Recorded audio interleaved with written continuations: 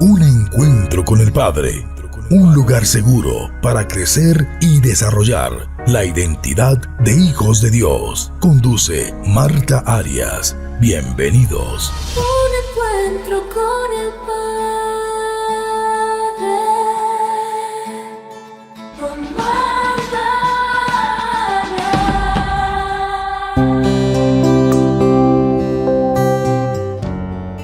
Hola, bienvenidos a este nuevo episodio. Estas últimas semanas hemos estado hablando acerca de los fundamentos de la gracia. Hablamos acerca del amor y la misericordia de Dios, de la voluntad absoluta y soberana de Dios y la necesidad del hombre de redención. Y hoy vamos a hablar acerca de la justicia de Dios frente a la caída del hombre como fundamento de la gracia. Una persona me hizo una vez una pregunta y me dijo: siendo Dios todopoderoso, cuando el hombre cayó, ¿no podía volver el tiempo atrás y darle otra nueva oportunidad al hombre? Y para poder responder esta pregunta, necesitamos observar varias cosas interesantes. ¿Es Dios un Dios santo? ¿El carácter de Dios nos muestra que Él realmente es justo? ¿Será Dios un Dios de procesos o de varitas mágicas? ¿Creó al hombre porque se le antojó o realmente lo hizo por su corazón de padre? En este tema vamos a ver cómo Dios no trató el pecado de Adán y Eva como algo pequeño, ni abandonó su propósito con la humanidad caída para empezar otra vez con otra nueva humanidad. En cambio, decidió obrar una redención que manifestará su justicia, su misericordia, su verdad y su fidelidad. Vamos a empezar viendo el significado de justicia. Justicia es un principio moral que inclina a obrar y juzgar respetando la verdad y dando a cada uno lo que le corresponde. Justicia también es una organización oficial para aplicar y hacer cumplir las leyes. ¿Quién inventó las reglas morales que los hombres deberíamos seguir? ¿Quién se dio cuenta que la maldad del ser humano gobernaba en la tierra? Definitivamente fue Dios. ¿Por qué Dios? Porque Él siempre estuvo inclinado hacia el bien y siempre ha sido un Dios justo. Él es el justo quien reconoce la injusticia. En Deuteronomio 32:4 nos dice: Él es la roca cuya obra es perfecta, porque todos sus caminos son rectitud. Dios de verdad y sin ninguna iniquidad en Él. Él es justo y recto. En Habacuc 1:13 dice: limpio eres de ojos para ver el mal, y no puedes contemplar inactivo el agravio. Y en el Salmo 145:17 nos dice: justo es el Señor en todos sus caminos y misericordioso en todas sus obras. La manera como Dios ejerce justicia es basándose en la verdad.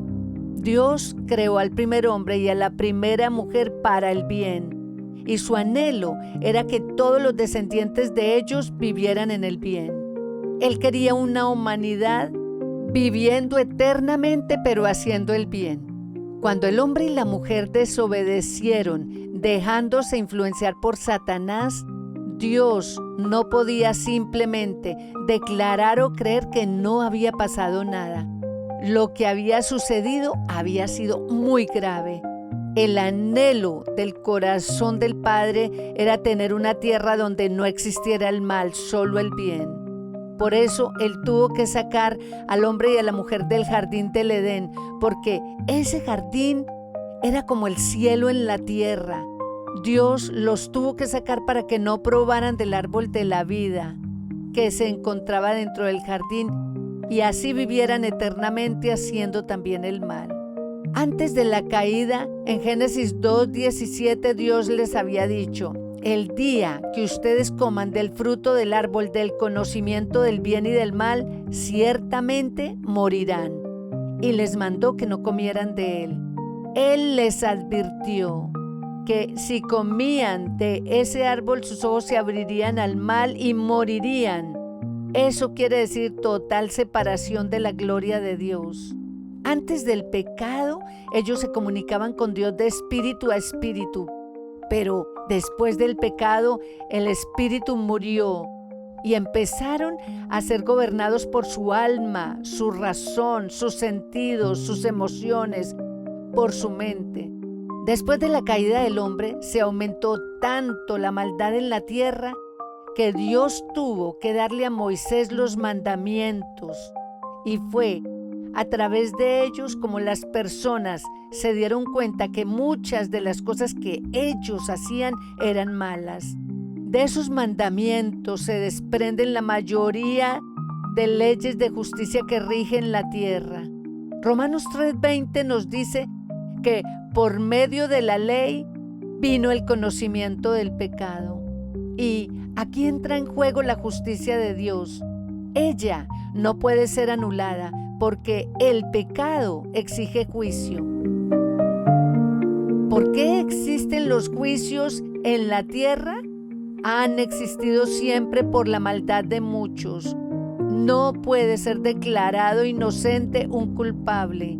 Si eso es así, entonces ¿dónde estaría la justicia? Dios tuvo que escribir los mandamientos por la maldad de la tierra. Si no los hubiera escrito desde mucho tiempo atrás, ¿qué sucedería entonces con la raza humana? La Biblia nos enseña que el pecado trae una culpa real y demanda juicio. En Romanos 6:23 nos dice que la paga del pecado es muerte. Pero, ¿de qué muerte nos está hablando? Nos habla de una separación de Dios y a la vez una muerte física en la que el hombre también cayó. El hombre y la mujer ya no se podían pasear enfrente de la presencia de un Dios santo. Se había roto la comunicación entre Adán y Eva y Dios. En Romanos 3:23 nos dice: por cuanto todos pecaron, están destituidos de la gloria de Dios. Y en la genética de Adán estamos incluidos todos los descendientes.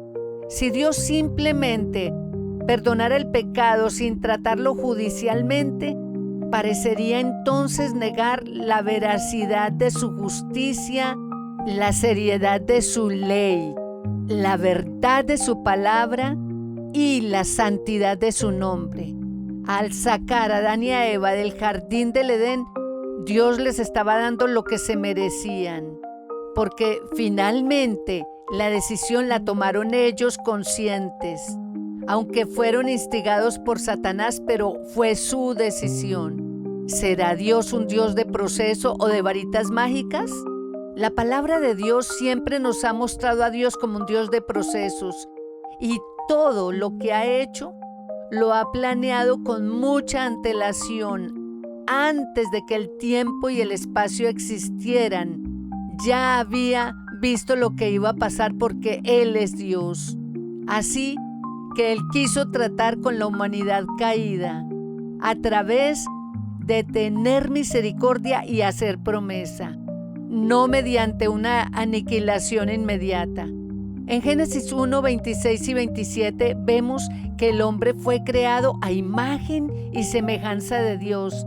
Y aunque el pecado los arruinó moralmente, eso no determinó el propósito soberano de Dios. Más bien, la redención en Cristo nos muestra que Dios siempre restaurará lo arruinado. En Romanos 8:29 nos dice: porque a los que antes conoció, también los predestinó para que fuesen hechos conforme a la imagen de su Hijo.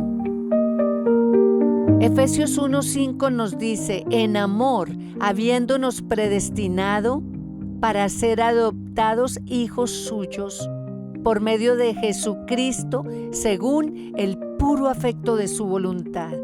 Desde antes de la fundación del mundo, el Padre ya nos conocía, ya estábamos en su corazón. Con Jesús, nosotros íbamos a recuperar esa imagen de Dios en nosotros. Desde antes de la fundación del mundo, Él nos vio a todos nosotros como hijos. Por eso, después de la caída del hombre, inmediatamente Él hizo la promesa. Está en Génesis 3:15. Y Dios dijo a la serpiente: pondré enemistad entre ti y la mujer, entre tu simiente y la simiente suya. Esta te herirá en la cabeza y tú la herirás en el calcañar o el talón. Aquí lo que está es profetizando que un hijo nacido de mujer pondría sus pies sobre la cabeza de la serpiente, que es Satanás, y lo vencería. Y aunque la serpiente lo hiera a él en los pies, él la va a herir en la cabeza. Él va a estar por encima de ella. ¿Y quién es ese hijo? Jesús, quien nacería de una mujer, pero no por genética humana, para no nacer bajo pecado, sino con la genética divina, engendrado por el Espíritu Santo. Él era el único que podía librar a la humanidad de la muerte espiritual en la que había caído. Porque Jesús no podía ser esclavo del pecado. Y aunque fue Dios, se despojó de su posición de Dios y vino como hombre y sufrió como hombre para salvarnos a nosotros de nuestros pecados. En 1 Corintios 15:45 nos dice: fue hecho el primer hombre, y se refiere a Adán, alma viviente, y el postrer Adán, espíritu vivificante, y se refiere a Jesús. La Biblia no presenta a Dios abandonando su diseño, acabándolo y probando con otro diseño. Presenta a Dios redimiendo una humanidad caída por medio del postrer Adán, de su Hijo Jesús.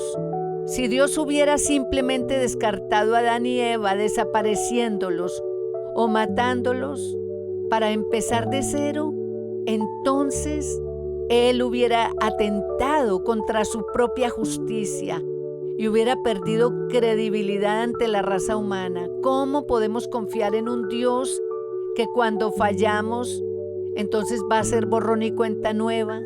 ¿Qué sería de nosotros si eso fuera así? La palabra de Dios dice que cada mañana sus misericordias nuevas son. Él se ha mostrado como un Dios paciente, misericordioso y clemente, tardo para la ira y grande en misericordia. Desde antes de la fundación del mundo ya existíamos en Él y nos planeó para que fuéramos santos y sin mancha. Él siempre se ha mostrado como un Dios interesado en el corazón del ser humano. Él no es un Dios de varitas mágicas. Él nunca nos descarta aunque hacemos cosas malas. Pensemos en nosotros como padres.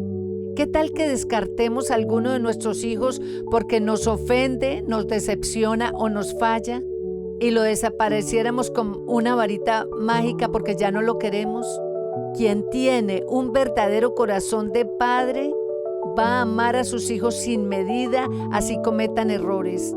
El amor de padre es un amor sin límite y asimismo es el amor de Él como Padre por nosotros. Y esto nos lo demostró con Adán y Eva. Inmediatamente después de la caída, Él proveyó un plan de redención. Y nos preguntamos, ¿cómo se puede satisfacer esa justicia de Dios? ¿Cómo nos vamos a poder acercar a Él nuevamente y tener vida espiritual? ¿Cómo vamos a poder nosotros ir a un cielo santo y puro siendo nosotros pecadores? Habiendo en nosotros mentira, engaño, chisme, fraude y tantas otras cosas malas. En Romanos 3 del 24 al 26 nos dice: siendo justificados gratuitamente en su gracia mediante la redención que es en Cristo Jesús, a quien Dios puso como propiciación por medio de la fe en su sangre, a fin de que Él sea el justo y el que justifica al que es de la fe de Jesús. Este pasaje nos muestra que Dios no perdona pasando por alto la justicia, perdona por medio de una propiciación. Y propiciación significa una acción agradable a Dios en la que se le mueve a piedad y a misericordia. Y esa acción agradable, ¿quién la hace? Jesús, su propio Hijo, limpio de pecado y obediente. Él era el único que se podía presentar llevando nuestros pecados. La propiciación era un sacrificio que se ofrecía en el Antiguo Testamento con los machos cabríos para aplacar la justicia divina.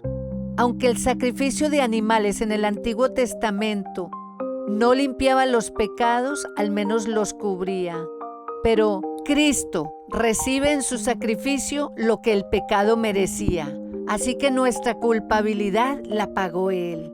De manera que a través de Jesús, en su obra redentora, el Padre nos justifica a nosotros que somos pecadores.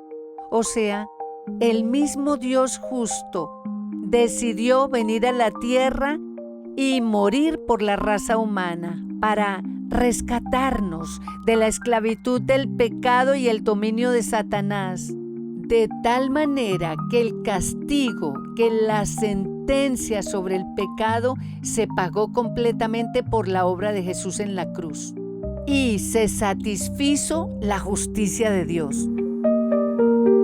En Isaías 53 dice: mas Él herido fue por nuestras rebeliones, molido por nuestros pecados. El castigo de nuestra paz fue sobre Él y por sus llagas fuimos nosotros curados. Él cargó con nuestros pecados para justificarnos. ¿Y qué es lo que trae la justicia sino la paz? Paz para con Dios. Es Jesús quien nos acerca nuevamente al Padre y hace que nuestro espíritu nazca de nuevo. Pasamos de muerte espiritual a vida y además nos ofrece salud física si realmente lo podemos creer. Así que Cristo cargó en Él el pecado de todos nosotros y con todo eso Dios quiso quebrantarlo sujetándolo a padecimiento. La sentencia que Él tuvo que pagar fue demasiado costosa. En 1 de Pedro 3:18 nos dice: porque también Cristo padeció una sola vez por los pecados, el justo por los injustos. ¿Para qué? Para llevarnos a Dios.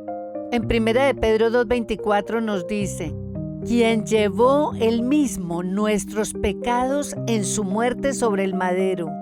En la cruz, Él nos muestra que Dios no suavizó la gravedad del pecado, lo trató con toda su seriedad, pero lo trató en el sacrificio de su propio Hijo, porque la sangre de Cristo nos muestra que el perdón bíblico fue demasiado costoso para su Hijo.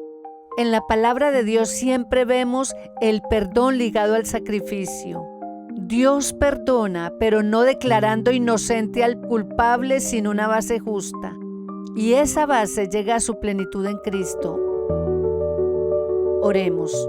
Padre, te damos gracias porque eres un Dios justo y confiable para nosotros.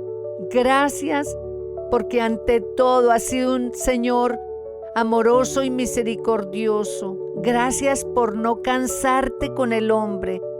Gracias por buscar una salida y enviar a Jesús, porque en tu justicia hiciste que el precio por el pecado fuera pagado y lo proveíste tú mismo. Reconocemos la obra de la redención. Reconocemos que Jesús se declaró culpable por nosotros siendo inocente. Se declaró injusto siendo justo, para salvarnos y acercarnos a ti. Ayúdanos a entender la grandeza de la redención y la veracidad de tu justicia. Te amamos, Dios, porque nos has amado con un amor que no tiene fin. Te adoramos y te bendecimos por todo lo que has hecho por nosotros. Gracias, Padre. Jesús, te pedimos que entres a nuestro corazón y seas nuestro Señor. Te recibimos como nuestro Salvador y te pedimos que nos hagas una nueva criatura en ti. Te amamos, Señor. Gracias por ir a la cruz por nosotros. Amén. Si este mensaje ha sido de bendición para tu vida, por favor compártelo con otras personas. Te lo agradezco. Dios te bendiga. Recuerda que si deseas comunicarte con nosotros, lo puedes hacer escribiéndonos a nuestro correo electrónico unencuentroconelpadre@gmail.com. Un abrazo y que Dios te bendiga.